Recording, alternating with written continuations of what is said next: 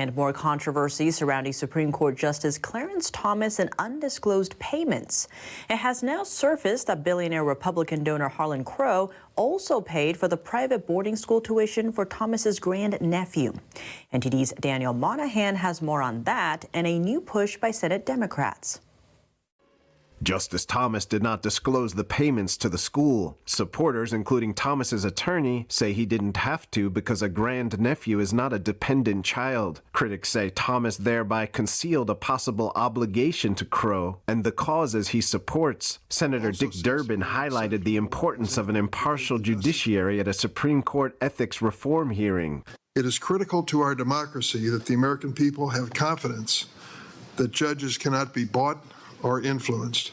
Senator Sheldon Whitehouse criticized the double standard for ordinary justices and those of the High Court. Only Supreme Court justices refuse to allow their conduct to be investigated or reviewed. A group of Senate Democrats is calling for tougher rules for justices for disclosing income and potential conflicts of interest. The group seeks to withhold up to $10 million in funding from the Supreme Court until it implements a public code of ethics for court justices. Senator Josh Hawley says that number is nearly identical to the amount of new security funding the court has requested due to heightened safety concerns. The threat is we will deny you security unless you do what we want. Hawley brought up recent threats the justices have faced. We had an assassin come to the home of Justice Kavanaugh and try to murder him. Senator John Kennedy addressed Senator Chuck Schumer's comments outside the Supreme Court, directed at conservative court members hearing an abortion case in 2020. You have released the whirlwind, and you will pay the price. And the political threats of some of the highest officials in our government fueled physical threats against the justices. Senator Lindsey Graham says that the so-called assault on Justice Thomas goes well beyond ethics. This is not about making the court better. This is about destroying a conservative court. Democrats have denied any plans to target the Supreme Court's security. Senator Chris Van Hollen says they are looking at all options to promote a Supreme Court ethics rule, but say they will not cut or restrict money for court security. Daniel Monahan, NTD News. Social media scams are skyrocketing. People buying things online are having their money stolen, their personal information stolen, and their credit card numbers stolen. NTD's Colin Fredrickson tells us how we can protect ourselves. Social media scams have skyrocketed over the past 5 years. $1.2 billion in reported losses in 2022. The scammers advertise fake products or promise free items to get your money. They also take credit card information and other personal info. They usually use some kind of scamming technique to assure you that it's not wrong, right? They'll say, these are, giveaways, or we're trying to get our name out there or something like that. But if you look them up, they're just not around. Jason Kent is the hacker in residence at Sequence Security. Kent says we can find these scams on all kinds of platforms, including Facebook, Instagram, Twitter, and TikTok. Oftentimes they look like something that's very innocent, and these are short videos. They're pushed through social media. Maybe it's a 1-minute video or something that looks kind of flashy, and they advertise, hey, special price, act now. Scott Schober is a cybersecurity expert at BVS. He says these scams usually involve small dollar amounts because the scammers don't want to get caught. Schober says what they're really after is your data. Your data is valuable because they can sell it. This includes one's address, name, likes, and social media handles. This information could be used to perform identity theft. Schober says they may also be after your credit card information. If they compromise your credit card, they could sell your credit card. They can use your credit card to buy other things, and they do typically. If they compromise your credit card, they'll then buy cryptocurrency or they'll buy gift cards, often to make it a little bit difficult to trace it back to them. So what should you do about these scams? The experts say, first of all, use good judgment. Use a credit card when buying online, not a debit card. Debit cards are directly connected to your bank account. Meanwhile, when you buy something with a credit card, you're using the bank's money, not yours. And if you've already fallen for a scam, be sure to freeze your credit with one of the credit reporting agencies and call your bank. On the back of your card, there will be a way to get a hold of them, or on your statements, there'll be a way to get a hold of them in the event of fraud. And that's the number that you want to dial. if you see all these transactions happening, call the fraud hotline. They pick those up pretty fast. They want to stop those transactions too. It's in their best interest. Experts say you should also call the police and file a report, which helps them understand cybercrime. This will help them fight these scammers in the long run. Colin Fredrickson, NTD News. As Title 42 expires next week, agents at the southern border are expecting a massive influx of illegal immigrants. Tens of thousands have arrived at the border near El Paso, Texas. Lawmakers react, and we hear from a former agent who's on the ground. The Biden administration is sending 1,500 troops to the southern border to prepare for the surge of illegal immigrants as Title 42 expires. The border policy officially ends May 11th, but border communities like El Paso are already bracing for an influx of illegal border crossers. What is happening on the border right now is very real. Everyone's looking at May 11th as this day where Title 42 is going to end. In my eyes, Title 42 might as well have already ended. Places like El Paso are completely overwhelmed. As of Tuesday, some 22,000 illegal immigrants were in CBP custody. In recent days, about 7,000 people have tried crossing the southern border illegally on a daily basis. Victor Avila is a retired ICE special agent. He told NTD what the situation is like on the ground in El Paso. I'm born and raised in El Paso, Texas, and worked a lot of my law enforcement career in this town, and I didn't recognize it. There's thousands of people in downtown El Paso lining the streets, on the sidewalk. What they're trying to seek sanctuary at one of the churches down there, but it's already expanded beyond the block radius of the church. And it really is chaotic, and it's really inhumane how the people have been placed in these conditions because of the open border policy. Democratic Senator Elizabeth Warren reacting to the border crisis, saying she doesn't agree with President Biden on sending troops to the border. We need to have a better plan overall on how to deal with not just problems at the border, but our immigration policy across the board. Republican Senator Ted Cruz says deliberate political decisions like halting construction of the border wall, ending Remain in Mexico, and reinstating catch and release are to blame for the crisis. Over 6 million people have crossed illegally under Joe Biden. Last year, over 100,000 people died of drug overdoses, the vast majority of which was Chinese fentanyl streaming across the border under Joe Biden. Mexico says it will continue to take back illegal immigrants from Cuba, Haiti, Nicaragua, and Venezuela past May 11th on humanitarian grounds. But Colombia is temporarily suspending flights that return Colombian nationals captured by immigration officers at the U.S.-Mexico border.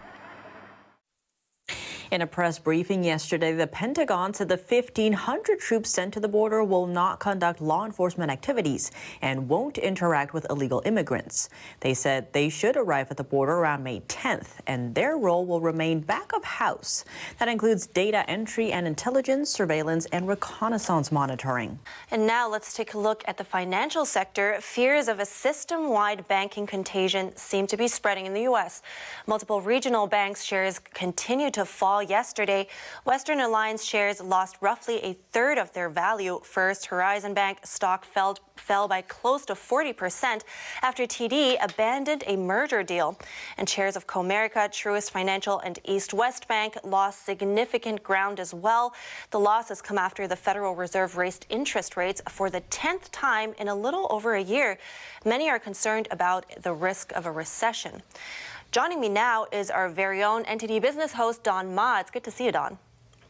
Well, good morning, Evelyn. Thanks for having me. Hope you're well. Of course. So would you please give us some insight first on what was behind the PacWest sell-off, as in what happened that spooked investors? Because for a while, it really seemed like everybody was breathing a sigh of relief. Well, what you have to understand is that people were already on the edge. People were jittery about the whole banking system after the collapse of Silicon Valley Bank. So keep that in mind. And on Wednesday, we get a report from Bloomberg that PacWest was exploring strategic options. Now, this is according to people familiar with the matter. Now, what that means is PacWest is exploring a potential sell-off. So keeping in mind that people were already, jittery about the whole banking system, and then we get this news, so investors were worried. And a sell-off happened because of that. And that report also mentioned they were exploring options to sell off assets to raise liquidity, to raise cash. Now, when you hear a bank is trying to raise cash, obviously you would be worried. And I think the big sell-off that we had with PacWest was really a confidence issue. You know, people are worried. The Silicon Valley Bank collapse was still fresh in people's minds. So I think that's what happened. Right. And we just also heard that about all those bank stocks sliding now. What exactly do we see in terms of spillover to other banks? And are people's money safe in the bank is what we really want to know. So in terms of the spillover, what we have to understand is that we operate on a fractional reserve banking system. That's the systems that the banks use. So what that means is that if you deposit $10 into the bank may actually only hold about around $1 of your deposits. And it invests those other $9. It lends out the other $9. Let's say the bank has 10 customers and each of them has deposits of $10. So in total, the bank would have $10 in deposits, even though it has 10 customers, each depositing $10. Now, if you wanted your money out, let's say you want to withdraw $10, the bank has that. It has 10 customers with $1 each in cash. You can take out your money. But if everyone wanted their money out, well, the bank would be in trouble. It would have to sell assets to raise cash because it doesn't have that much money on hand. But is that the case right now? And do you think people's money, we can leave our money in the banks without being worried? Well, for regular people like you and me, I don't think there's much to worry about. The FDIC insures up to $250,000 in deposits per person per bank. So, Evelyn, I don't know if you're a millionaire or not, but if you were a millionaire, I would suggest to split up your money between banks. You know, put $250,000 in one bank and then put the others in 3 other banks. So even if the bank collapses and it doesn't have enough money to pay back depositors, the FDIC will ensure that you get your $250,000 back. Thank you so much, Don. You and I both know no millionaires here. Thank you so much, Don, with NTD Business News. Thank you. Now to the West Coast, as the writer's strike continues in Hollywood, what does it mean for our entertainment? We hear from Brent Pinvidic, award-winning film director, TV producer, and a columnist for Forbes. He has over 300 credits, including Pawn Stars in the independent film Why I'm Not on Facebook, the Best Picture winner at the Manhattan Film Festival. He's also the author of The 3-Minute Rule. Brent Pinvidic, thank you so much for joining us. Thank you. So right now in Hollywood, the writer's strike is ongoing, and it seems this isn't the first time. Actually, 15 years ago, there was a similar one that impacted everything from James Bond's Quantum Solace, Gossip Girl, also late-night talk shows.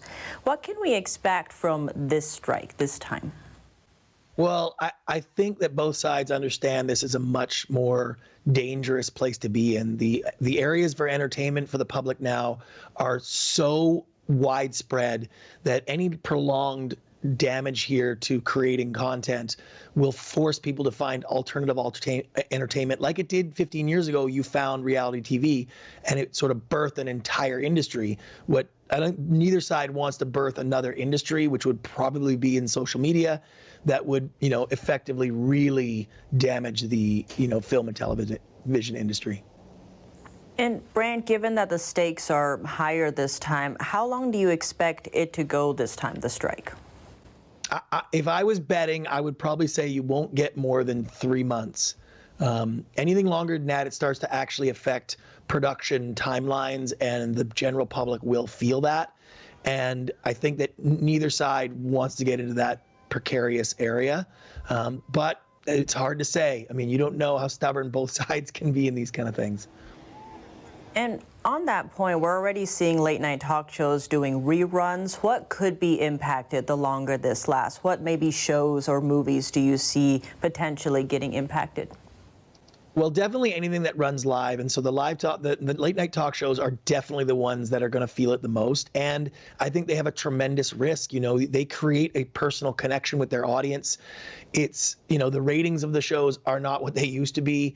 And so telling the audience, hey, we're not going to be here for potentially months at this 11:35 or 12:05 or whatever time you tune in normally every night, go find something else to do. That is a very impactful thing for that particular group. So I think they're going to probably be feeling it more than anybody. And Brant, Writers Guild members are saying they're picketing to preserve job security. How much do you see AI and ChatGPT, these types of things, impacting not just the writers' part, but the whole industry? I don't think the AI thing is a real risk. The level and the quality of writing at Hollywood levels is not something that can be taught. It's not something that can be learned. There's just a very few people that can do that level. And it's such a high level skill, and the audience just won't accept mediocrity. So I think it's more of a talking point than it is a real concern. So hopefully the movie magic will continue. Let's hope. Brant Pinvidic, thank you so much for your time. Thank you.